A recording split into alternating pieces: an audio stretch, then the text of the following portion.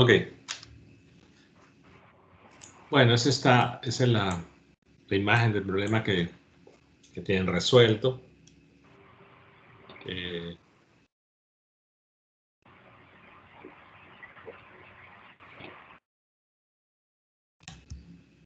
el video que, según lo que me dice YouTube, casi nadie lo vio. Entonces, bueno, es decisión de cada quien.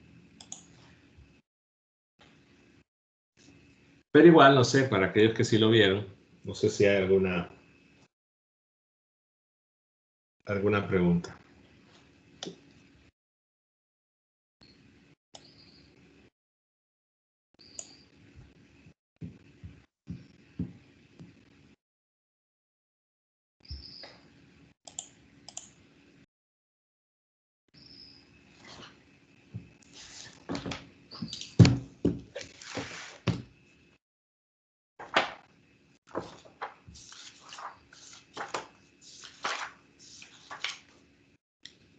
La pregunta es para los que lo vieron, no es para todos, es para los que sí vieron el video.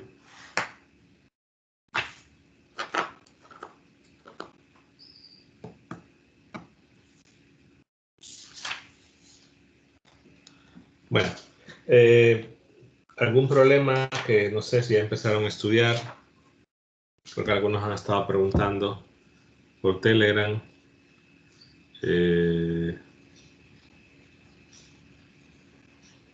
Yo le pregunté ahí le mandé el ejercicio que estamos pendientes, que quedamos pendientes en la clase, a ver si estaba bueno, porque ya es que me contestó uno, pero el otro ya no.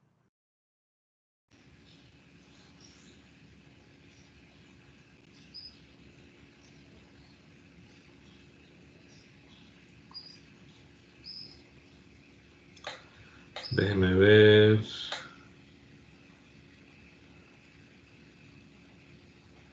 Es que no terminé de hacer el cálculo, pero los límites.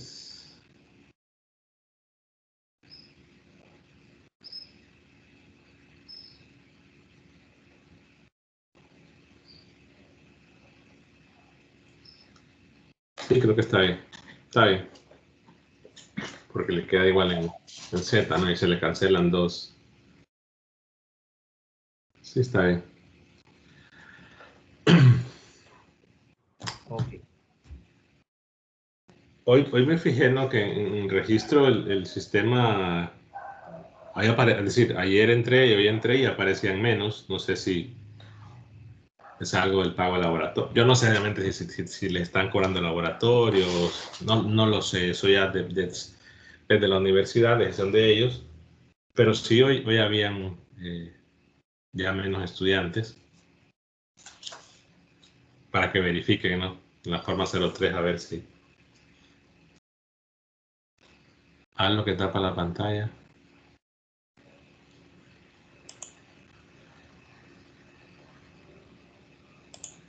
Y, perdón, creo que le di compartir. Déjenme ver. Ahí. Entonces, para que verifiquen el registro, no sé si todavía tienen la clase matriculada. Bueno, no sé también si hay alguna pregunta de ejercicios no diferentes a los que, o de los que están practicando, si empezaron a estudiar. Si no, pues continuamos con el capítulo 15.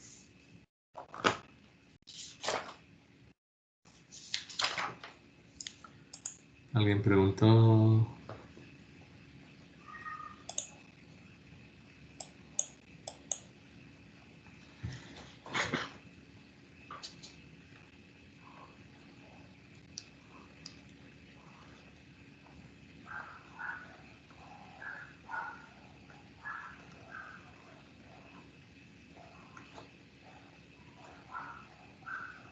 Ingeniero, tengo una pregunta con respecto al ejercicio el que tiene arriba, el que es pared en forma caracol.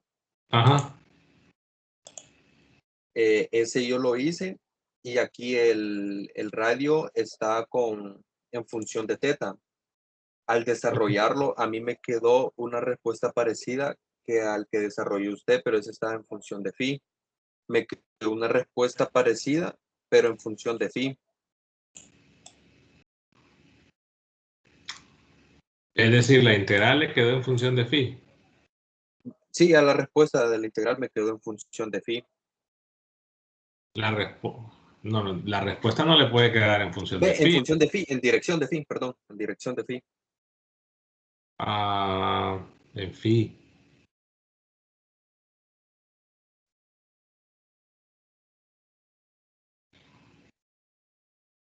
Pero me voy a ver. Y ahí me quedó en z, me parece, ¿no? Sí, en z. Ah, voy a ver el video, a ver.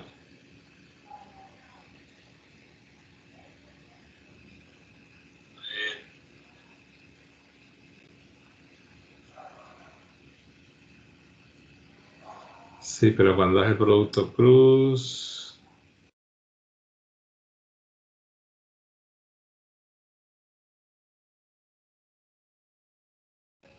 No, pero no le puede quedar phi, o sea,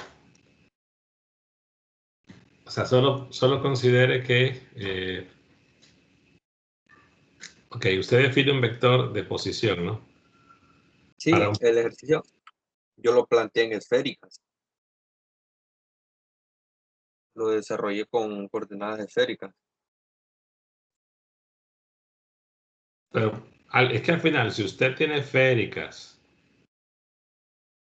con teta igual a 90, porque esto es el plano XY, entonces las esféricas se convierten en cilíndricas. Entonces da igual en que lo haya planteado. O sea, perdón, voy a poner en otro color. Si usted dice las esféricas para un punto en el plano XY, donde ahí teta es 90, entonces se convierte en esférica. Ahora, la situación es que las variables que tiene la imagen, yo menciono que es R y teta, pero son puntos en el plano XY, entonces serían como colocar ρ y phi. Entonces ya la ecuación viene dada en esféricas. Perdón, la ecuación viene dada en cilíndricas. Entonces el Entonces, ejercicio se desarrolla de la misma manera, ya que lo podemos pasar a cilíndricas. sí, o sea, si usted Para agarra arriba. las coordenadas esféricas y evalúa teta igual a 90 grados, le quedan las cilíndricas. Entonces, vea que su vector de posición R, como le está pidiendo, tiene dirección ρ unitaria, es decir, era ρ en ρ, bueno, primado. Entonces, cuando haga producto cruz con estos, en el primero desaparece, porque ρ cruz ρ, pero cuando haga ρ cruz phi le va a quedar z. Entonces, todo el producto cruz y DDR le va a quedar algo en z. Si lo hacen esféricas, lo que tendrá que hacer es cambiar teta por 90 grados, porque estamos en un punto en el plano XY. Independientemente de eso. Ah, no, ya sé lo que le pasó. Ya. Es que si usted, pero no le quedó negativo por la respuesta, por cierto.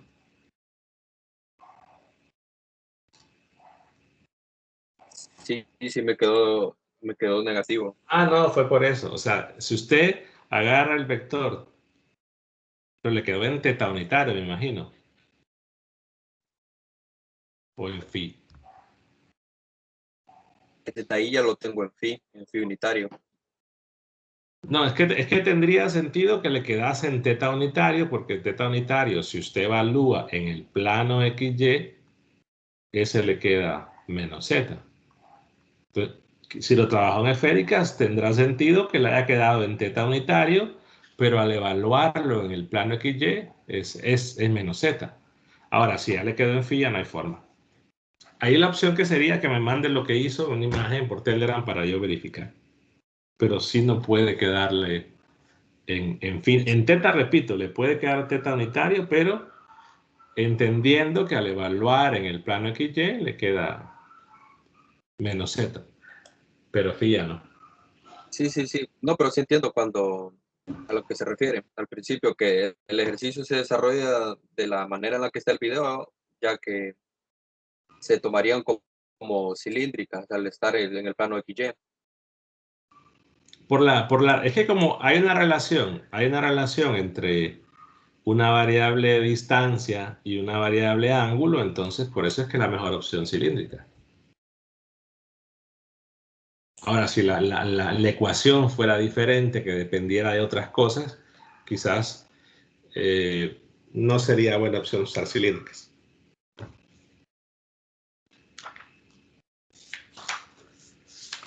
¿Alguna pregunta más? De los problemas que...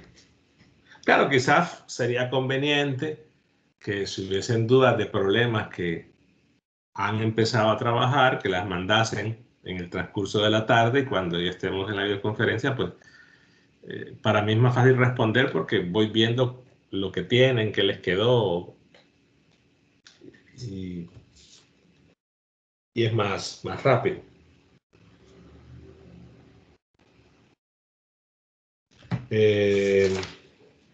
No, parece que no hay más preguntas. Bueno. Forma integral de la ley de Ampere. Igual vamos a ir retomando algunos problemas de cálculo de campo B, eso siempre va a ir apareciendo, pero la situación es que a veces también esta expresión se suele llamar ley circuital de Ampere.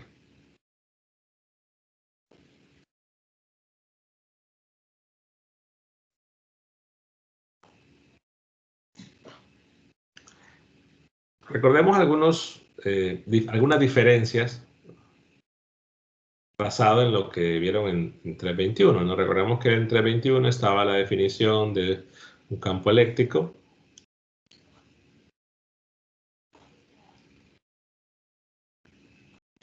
debido a una distribución de cualquier tipo, que si queríamos calcular el flujo del campo eléctrico sobre una superficie cerrada, esto era igual a la carga encerrada entre epsilon 0, y que a partir, que está en la ley de Coulomb, esta es la ley de Gauss, y que a partir de la ley de Gauss aparecía la llamada primera ecuación de Maxwell.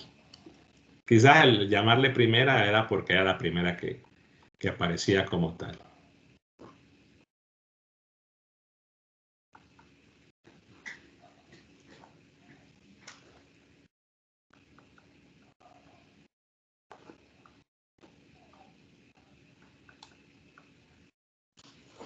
Y uno de los puntos que quiero resaltar en el caso de la ley de Gauss es que la ley de Gauss se puede usar siempre.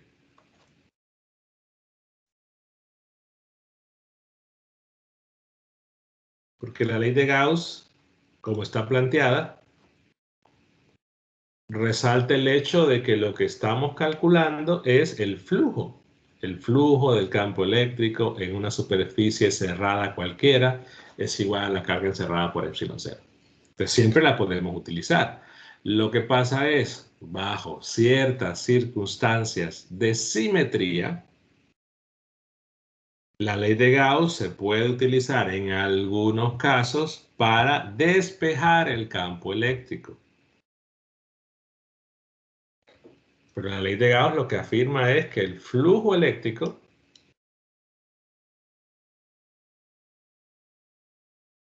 es la carga encerrada por epsilon 0, pero en situaciones de simetría podemos utilizar esa ley para encontrar el campo E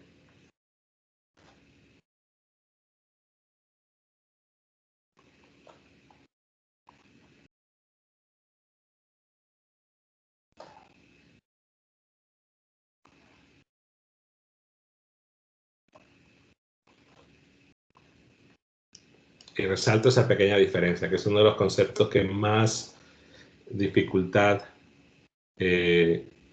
se ve en los estudiantes y eso es algo que lo vienen arrastrando desde 200. Entonces, particularmente, ¿qué situaciones de simetría? Pues si vemos la definición, si hacemos ese recordatorio, ¿no?, de 321 y que nos pedían calcular el campo eléctrico en todo punto, pues eran problemas contados, aquellos problemas para los cuales se podía calcular el campo eléctrico en todo punto a través de esta expresión. Y que claro, eran los problemas de líneas infinitas, distribuciones esféricas concéntricas, cilindros concéntricos infinitos, planos infinitos o planos infinitos paralelos o planos infinitos que tenían un volumen de carga en su interior. Pero eran, repito, contados los problemas donde se podía calcular el campo eléctrico en todo punto y casualmente son esos problemas donde por la ley de Gauss podemos encontrar el campo eléctrico en todo punto, porque tenemos simetría suficiente para poder despejar. Pero también podríamos utilizar, que esto no es tan utilizado en 321, resolver esta ecuación diferencial en el sistema de coordenadas que sea, y a partir de ahí, resolviendo la ecuación de Maxwell, también se puede encontrar pero para situaciones, repito, muy simétricas. Entonces, el equivalente en cuanto a funcionamiento y en cuanto a la forma como se han dado los contenidos, es que tenemos un campo B, el campo de inducción o la densidad de flujo magnético para un circuito. Aquí voy a poner el elemento de corriente, lo voy a poner así, en general. Y ya esta cantidad la cambian por cualquiera de los casos, ¿no? Superficial, lineal o volumétrica.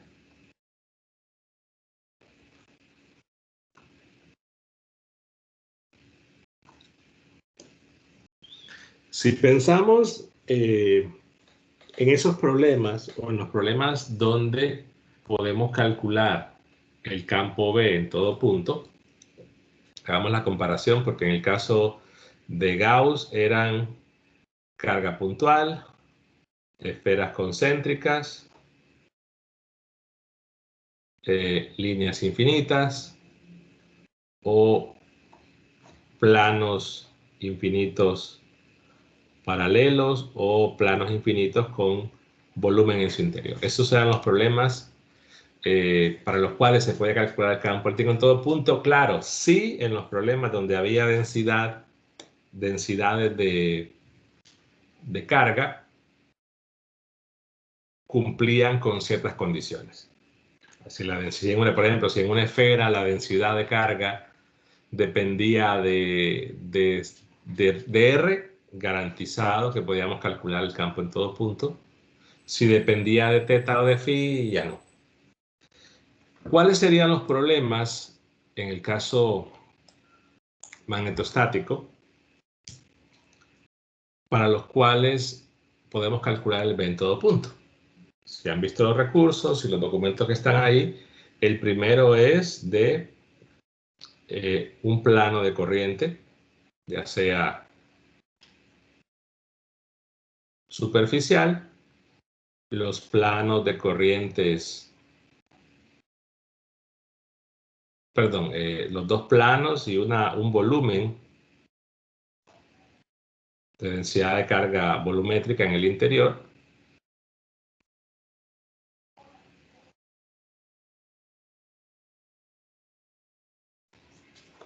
El caso de una porción, bueno, del circuito filamental recto, con la expresión aquella del coseno de los dos ángulos. Y otro caso que se puede calcular el campo en todo punto es en el caso de cilindros o cilindros concéntricos bajo dos circunstancias. Número 1. Si tenemos un cilindro, pero tienen que ser infinitos, ¿no? Y hay un documento, un PDF que está resuelto un ejercicio, planteando la integral, y ahí se argumentan las razones por qué el campo, se calcula más bien, perdón, el campo B en todo punto a partir del campo B en un punto en el eje X. Y espero que ya lo hayan revisado. La situación es que en el caso del cilindro hay dos opciones. Número 1, si tenemos una densidad, ya sea volumétrica o superficial, que en el caso volumétrico, ¿no?, que sea una función de ρ, o que tengamos una K constante, perdón, que sea en función de ρ y que vaya en Z, y que sea una K constante y que vaya en Z, entonces garantizado que el campo B se puede calcular en todo punto, que el campo B va a depender de ρ y que va a ir en dirección de phi. Si el campo J es una función de ρ, pero va en phi, o el K es una constante y va en phi, entonces el campo B garantizado que va a depender de ρ y va a ser en Z. Si ya esta situación no se cumple, pues quizás vaya a ser complicado o imposible, perdón, calcular el campo B en todo punto. Se podrá hacer en puntos específicos, de repente en el origen, de repente en el eje, pero en todo punto no se va a poder hacer. Las integrales que aparecen no se van a poder hacer. En el caso de las esferas no hay un caso general que me diga tengo alguna distribución esférica y con cierta información voy a poder calcular el campo B en todo punto, no. Entonces quiero que observen que la cantidad de problemas o el tipo de problemas para los cuales podemos calcular el campo B en todo punto son limitados. Por ejemplo, ya se discutió en el caso de esta opción, ya se discutió que si la densidad dependía, en este caso, de la variable que tiene una dimensión finita, pues el campo se puede calcular en todo punto. Ya sabíamos de qué variable dependía y cuál era la dirección. De igual forma, en este caso de acá, de la línea, ya se habló que el campo, pues, independientemente cómo estaba colocada la línea, verificaba la regla de la mano derecha y que dependía de una distancia ρ y que dos ángulos medidos con los extremos y el punto donde me estaban preguntando el campo. Pero ya la dirección es conocida y de qué variable depende, en todos los casos. Pero son menos casos que lo que se tiene en Coulomb, porque en Coulomb pues, incluíamos las situaciones de las esferas. Ah, perdón, me faltó aquí también los cilindros o cilindros concéntricos. Pero el hecho de poder de manera anticipada saber la dirección del campo y de qué variable depende, aunque no sepamos qué función o la forma en que esté cambiando esa función, pero el saber la variable con la que depende nos da cierta información para, pues, usar otras opciones para poder encontrar esa función en específico, que es lo que nos haría falta conocer, que es lo mismo que es así en el caso de Gauss. Entonces, esos problemas donde ya de manera anticipada conocemos la dirección y la dependencia del campo B, permiten utilizar la llamada fórmula integral de la ley de Ampère o simplemente ley circuital de Ampère.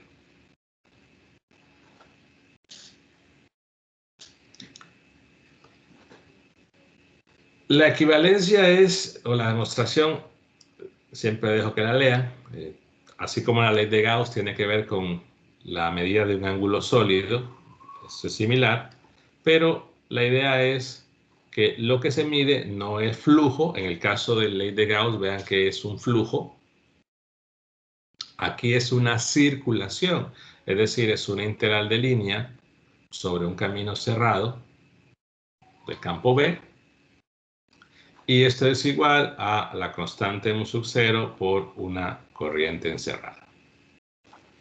¿Qué es lo que está midiendo la fórmula integral de la ley de Ampère? La circulación del campo B en una trayectoria cerrada. Entonces, ¿se puede utilizar la fórmula integral de la ley de Ampère en todos los casos para medir la circulación? Sí.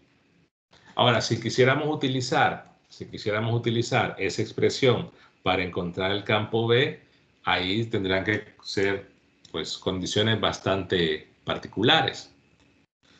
Número 1, para que podamos encontrar el campo, es decir, usar esa expresión para encontrar el campo B, deben pasar dos cosas. Primero, el producto punto que está ahí se debe simplificar. Y segundo, el campo B tiene que ser constante en esa trayectoria que convenientemente vamos a seleccionar. O sea que si yo tengo, por ejemplo, una integral de B punto DDR y hay una forma de hacer el producto punto de manera que el campo B sea paralelo, opuesto o perpendicular, ¿no? O sea, tres casos más importantes para que ese producto punto se reduzca a B de DR positivo o negativo, que de repente sea 0, y luego que B sea constante sobre esa curva, entonces B sale del integral y yo puedo despejar B. Pero deben cumplirse esas dos cosas, ¿no? Tener una curva de manera que el producto punto se pueda simplificar en los casos más rápidos, 0, positivo 1, negativo 1, y número 2, que en esa curva el campo B sea constante de manera que pueda salir. Entonces, si no logramos conseguir esa curva, no podemos despejar el campo B, pero para ello vean que hay información de B que se requiere y que justamente en estos problemas de antemano ya conocemos. Es decir, por ejemplo, en el caso de los cilindros o de los cilindros concéntricos infinitos, ya sé de qué variable depende el campo B, que son ρ en los dos casos, y la dirección. Entonces, lo que hay que hacer es, primero, encontrar una curva que permita simplificar eso. Entonces, a esa curva en particular que permite la reducción y el despeje del campo B, así como en la curva que utilizamos en la ley de Gauss, que se llamaba curva gaussiana, que era una curva que cumplía ciertos propósitos para poder despejar el campo E. Aquí a la curva C se le suele llamar, en algunos, bueno, en la mayoría de libros se suele llamar la curva amperiana. En otros, no tan comunes, no voy a usar la palabra, se suele llamar la curva stockiana, como que sale el teorema de Stokes particularmente. Pero amperiana es quizás la opción más utilizada, la palabra más utilizada. Dos cosas, comparativa con la ley de Gauss. Cuando nosotros tenemos una distribución de carga de cualquier tipo y construíamos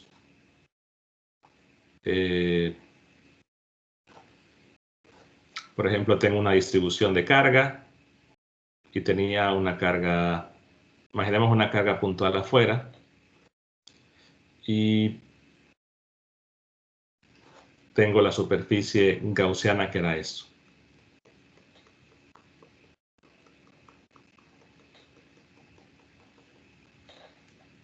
Caso 1.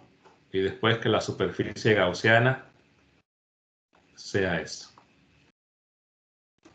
Caso 2. La situación es que lo que está diciendo la ley de Gauss es que el flujo que hay específicamente sobre la superficie depende de cuánta carga encerrada. La ley de Gauss no dice que el campo eléctrico dependa únicamente de la carga que está siendo encerrada. Eso no lo dice. Si nosotros vemos acá, el campo eléctrico depende de todas las cargas que hay. El flujo depende de cuánta carga está siendo encerrada. Pero el campo en sí depende de toda la distribución de carga. Entonces, si yo quiero, por ejemplo, calcular el campo eléctrico en este punto, pues ese campo eléctrico dependerá de la contribución que haga la distribución y la contribución que haga cualquier otra carga fuera de él. Pero claro, para medir el flujo sobre la superficie 1 solo requiero la carga que está dentro. Pero el campo en sí depende o se genera o lo producen todas las cargas que hay en el espacio, tanto dentro y fuera. La situación es que cuando uso la ley de Gauss para despejar el campo E, al final de cuentas, las cargas que son más relevantes en ese cálculo son las cargas que están en el interior, pero no quiere decir que el campo no lo produzcan o no se vea afectado o no tenga una contribución de las cargas que están afuera. Por ejemplo, si yo voy a ver cuál es el campo que hay en este punto donde no hay carga encerrada, pues campo hay, ¿no? Porque hay una distribución de carga que lo producen todo lo que está afuera. Pero en el caso del flujo, como no tengo carga ahí, el flujo sería cero. De igual forma, aquí hay que recordar que el campo B lo producen todos los elementos de corriente, es decir, todos los circuitos en el espacio. En una región de interés o los que están fuera de él. Particularmente, la circulación del campo B sobre un camino cerrado depende exclusivamente de la corriente que está siendo encerrada por ese circuito. Por ejemplo, imaginemos que tengo un circuito que es, varios circuitos, un circuito filamental y tengo otro por acá. Entonces tengo una trayectoria, una curva cerrada que puede tener en principio cualquier forma. Digamos que le doy a esta de acá.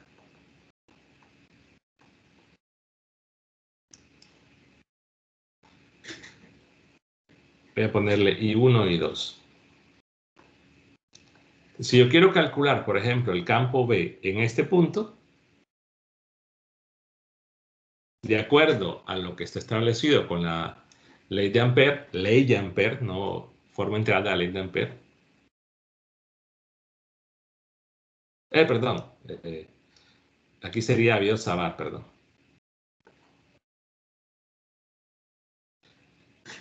Es decir, si quiero utilizar la expresión de la ley de Biot-Savart para encontrar el campo B, tengo que considerar todos los circuitos. O sea que el campo en B en este punto dependerá de la contribución de todos los circuitos, del circuito con corriente I1, del circuito con corriente I2, de todos los demás. Entonces, ahora, si yo quiero medir la circulación, ¿y qué es la circulación? La integral de línea esta, sobre la trayectoria cerrada que tengo por ahí, que voy a llamar C1. Entonces, hay una integral de línea en esa curva. Entonces, lo que hay que observar es si esa curva tiene una corriente visto como un flujo.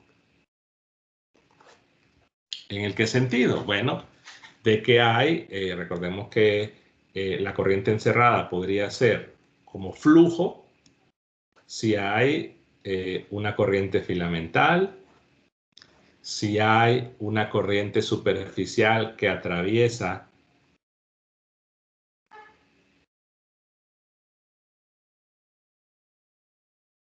una porción o si hay una corriente superficial.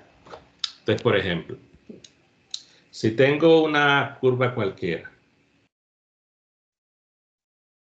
y hay una corriente filamental,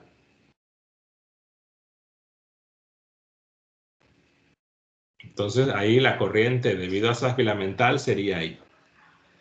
Pero digamos que hay una distribución superficial, digamos que hay una especie plano o una curva rara, más o menos así, y que tengo una distribución de corriente superficial, entonces hay un flujo y tendría que ver cuánta carga atraviesa esta curva, que esa curva sería la intersección del circuito con el interior de la curva. Perdón, el interior de la curva, pero de la amperiana. O si hubiese una distribución, lo voy a hacer menos exacto.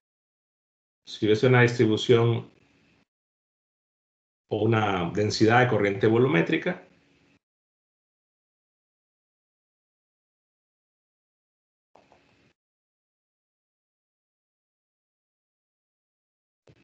entonces lo que tendría que ver es el flujo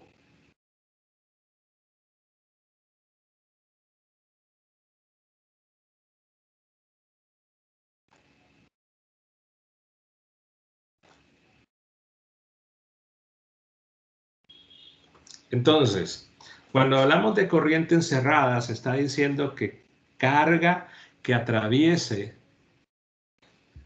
toda la curva, pero en el sentido de que atraviese en cualquiera de los tres casos, ya sea en el interior de ella o en el borde, porque podría tener aquí alguna densidad superficial y que hay carga que atraviesa solamente el borde, que atraviesa la sección transversal o que atraviesa en un punto. Entonces, esa corriente encerrada se refiere a carga que atraviesa cualquier lugar de la curva y de su interior. Entonces, había que considerar las sumas acá de los tipos de densidades que podamos tener, pero la circulación depende exclusivamente de esa. Ahora, el campo B dependerá, repito, de todos los circuitos que tengamos en el espacio. ¿Preguntas hasta ahí?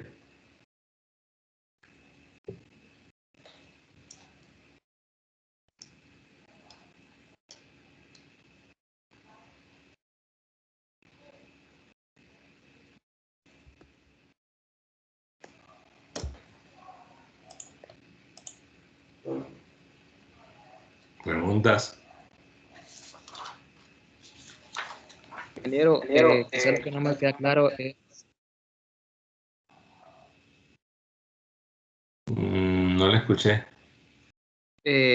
Quizás lo que no me queda claro es que esa figura que está atravesando las corrientes, las densidades de corriente, es la que le llamamos amperiana. No, en realidad no. La amperiana como tal es la curva que permite calcular el campo B. Aquí simplemente, si yo quiero calcular la circulación del campo B producido por todos los circuitos, solo tengo que ver cuál es el flujo de carga a lo largo de todo esto. Pero lo que voy es que veo el flujo de todos los tipos posibles, la carga que atraviesa de cualquier forma la curva y su interior. Ahora, la amperiana específicamente, así como decíamos la gaussiana aquí, era la curva específicamente que permitía calcular el campo E para situaciones de simetría.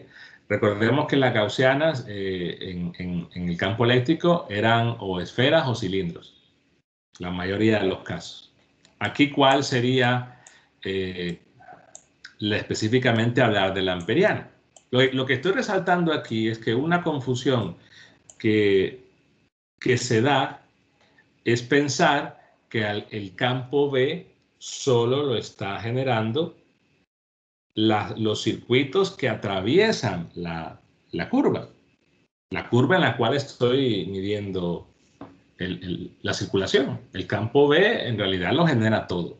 Pero claro, hay una simplificación cuando hay situaciones de simetría, que el campo B lo puedo despejar únicamente siendo necesario en situaciones de simetría la carga que atraviesa la curva.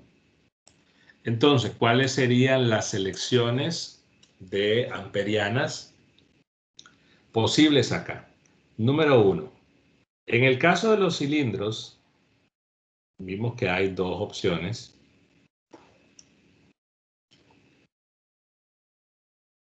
E imaginemos lo siguiente, ¿no?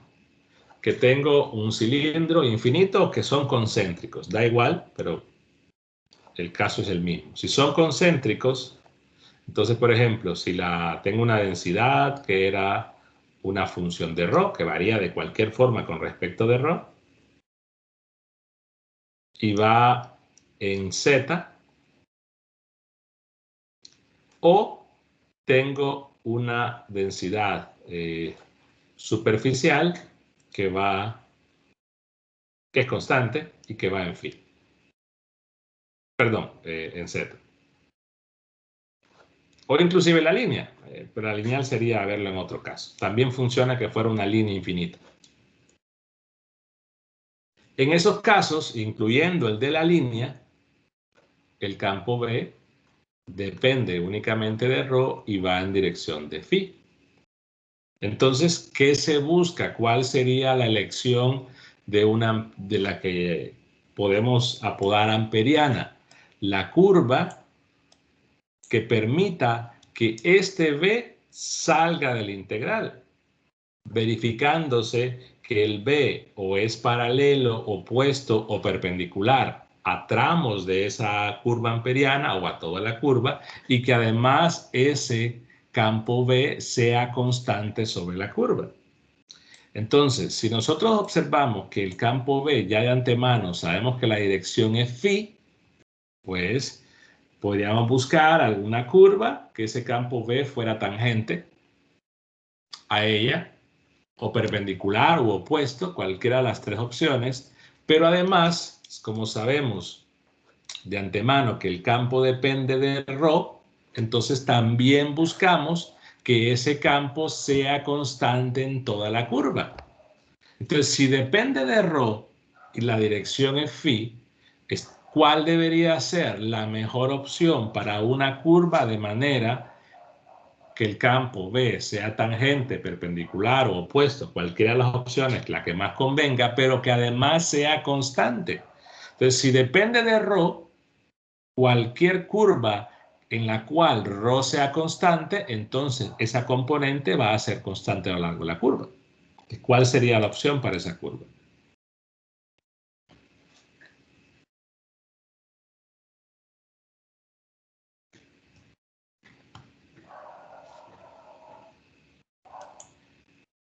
O sea, si un campo va a dirección de phi y si el campo depende, su componente depende únicamente de ρ, ¿cuál sería una curva en la que ese campo que depende de ρ sea constante?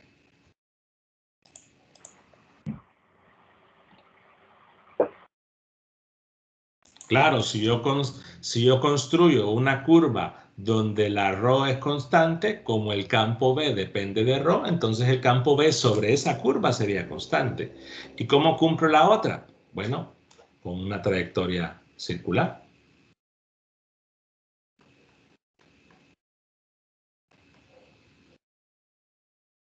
Pero que sea concéntrica a los cilindros, porque en realidad no es cualquier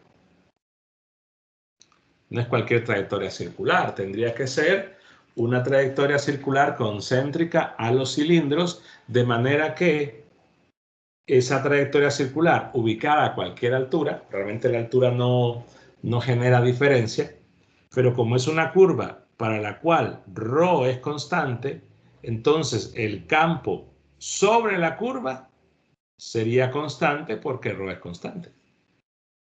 Y además, la otra condición es todavía más útil, porque si tengo una trayectoria circular, el diferencial de línea de esa trayectoria va en phi.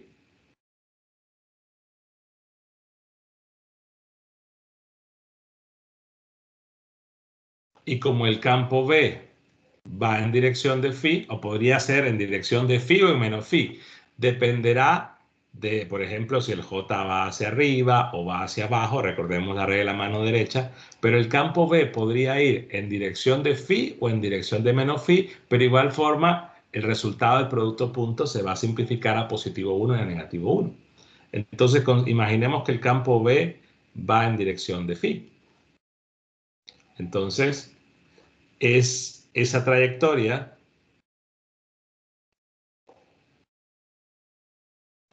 cuando haga la integral,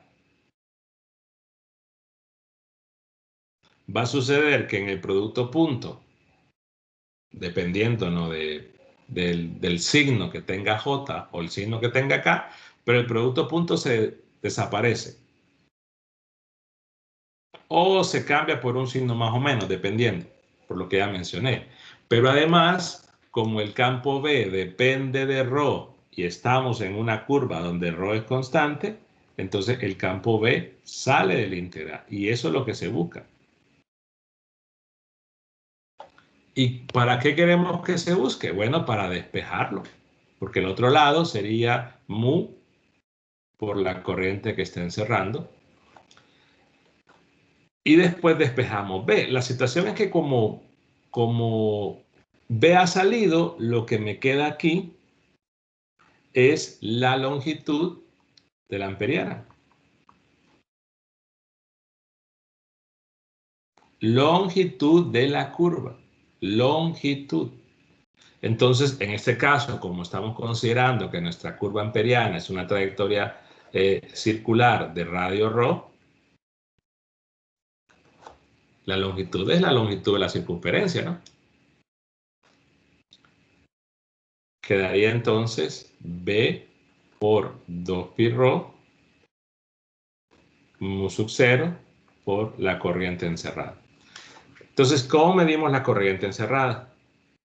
Hay que ver el flujo que podamos tener. Entonces, por ejemplo, si en el cilindro tengo, imaginemos todo, ¿no? Tengo una J que va en dirección de Z, entonces yo tengo que ver que esa carga que se está moviendo atraviesa el interior o el borde de la amperiana.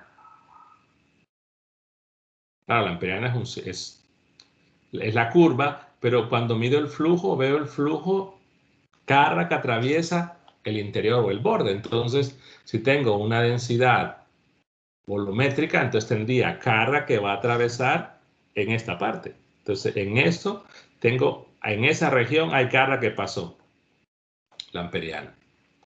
Y si hubiese superficial también, entonces, voy a poner otro color. Entonces, en esta curva de acá, también hay carga que atraviesa en el caso que tuviésemos una K.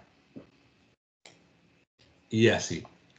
¿Qué es lo que hacíamos en Gauss? Evidentemente, si teníamos situaciones de cilindros concéntricos, entonces lo que íbamos haciendo era considerando, pensemos en Gauss, en el caso de los cilindros, íbamos colocando diferentes gaussianas variando el ρ, diciendo el ρ es menor que A, o el ρ está entre A y B, o el ρ es mayor que B, y ese ρ lo ubicábamos en diferentes regiones. Entonces, por ejemplo, aquí en la imagen estoy considerando una distancia ρ de tal forma que está fuera del cilindro, pero también podría considerar una amperiana con una distancia ρ que esté dentro. Y así podría calcular el campo B en una u otra región. No tiene nada que ver, por ejemplo, que tengamos regiones donde no hay una densidad de corriente, sino hay que ver la situación general, ¿no? Porque el campo B lo producen todas. La situación es que si ya no tengo esta condición, no puedo utilizar la forma integral de la ley de Ampère para calcular el campo B. Eso lo vamos a ir viendo en los ejemplos. Lo que quiero resaltar es esto, ¿no? Entonces, el lado izquierdo, y creo que es algo que no deberían de perderse, el lado izquierdo siempre va a ser así para este caso, ¿no? Cuando las densidades de corriente dependan de lo que ya mencioné. ¿Qué va a pasar acá? Pues que habrá que ir sumando, ¿no? Si hay una corriente filamental, si hay una corriente superficial, o si hay una corriente volumétrica, perdón, una densidad de corriente volumétrica. Entonces, debo hacer toda la suma. ¿Pero qué es lo que estoy midiendo? Ojo, solo debo medir la carga que está atravesando la curva amperiana considerando el borde y su interior. ¿Cuál es la otra situación? Se comentó que el otro caso que podría darse para los cilindros era que tuviésemos J una función de ρ, pero que vaya en phi, o que K sea constante y dependa de phi.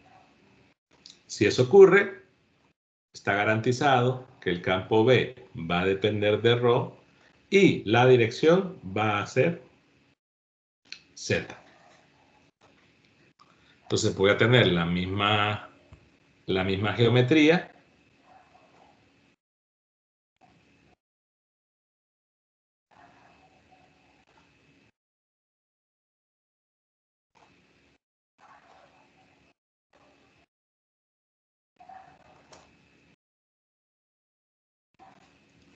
pero aquí hay que buscar una curva en la cual B sea constante y que además B, que tiene dirección Z, pues sea paralelo, opuesto o perpendicular en alguna parte o en la totalidad o qué sé yo, para que podamos despejar el campo B. Deben de cumplirse esas dos cosas.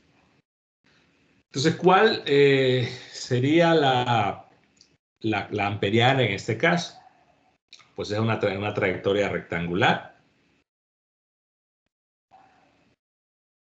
pero que está contenido en un plano en el cual la phi es constante. Cualquier phi. Es decir,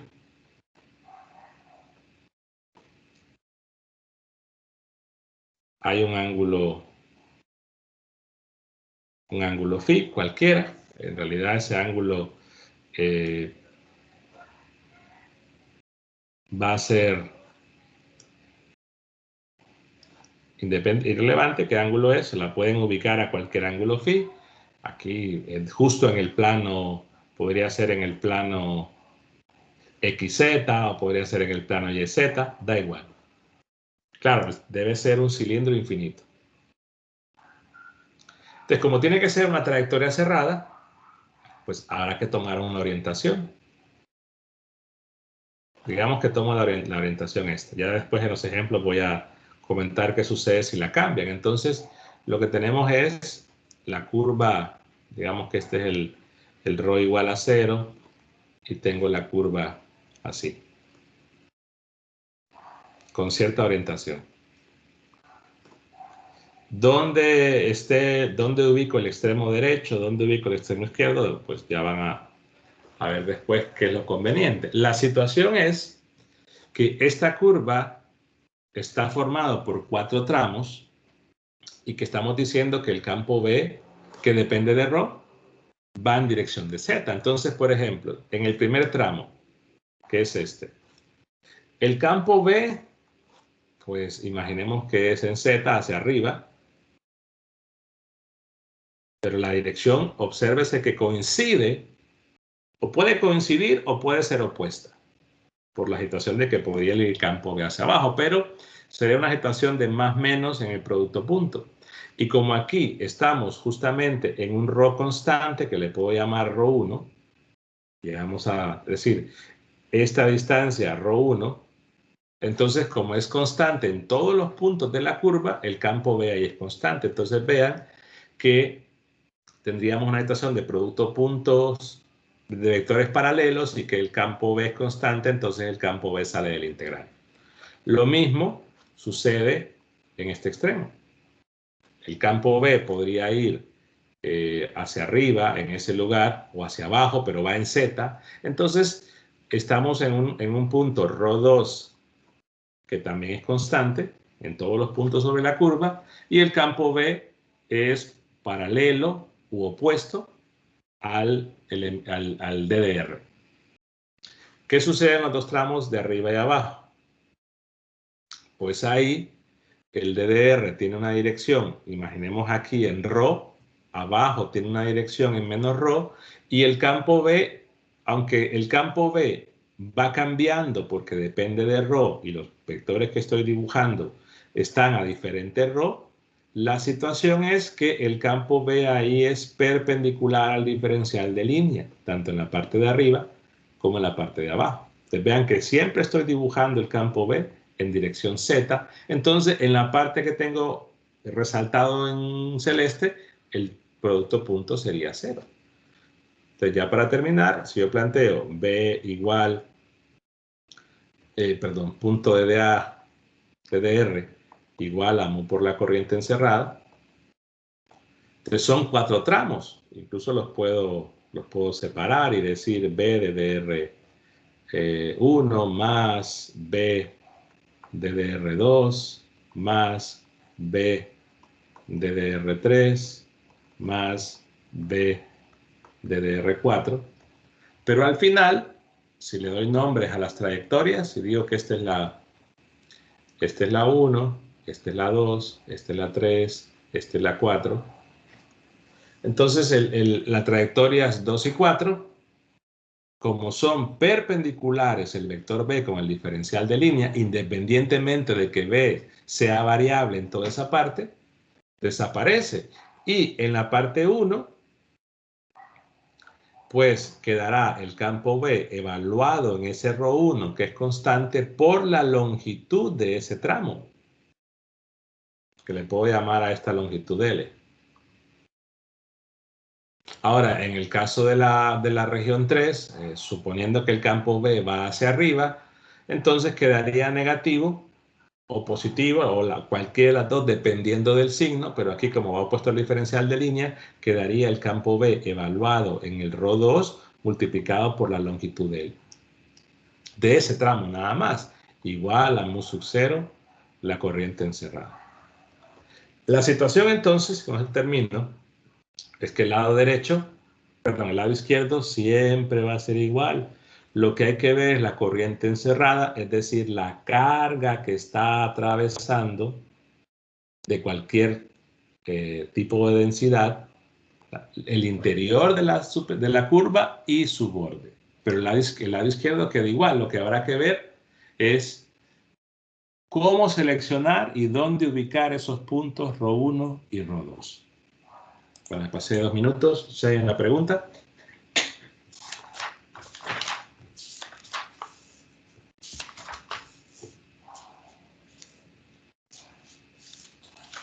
No. Recuerden, mañana hay un control de lectura. Básicamente yo ya resumí buena parte de la teoría, pero igual tienen que leer el capítulo 15. Bueno, vemos mañana entonces. Ingeniero, dígame. ¿No es prueba? Ah, prueba. No, me parece que no. No, creo que es dirección magnética, decía la perdón, sí.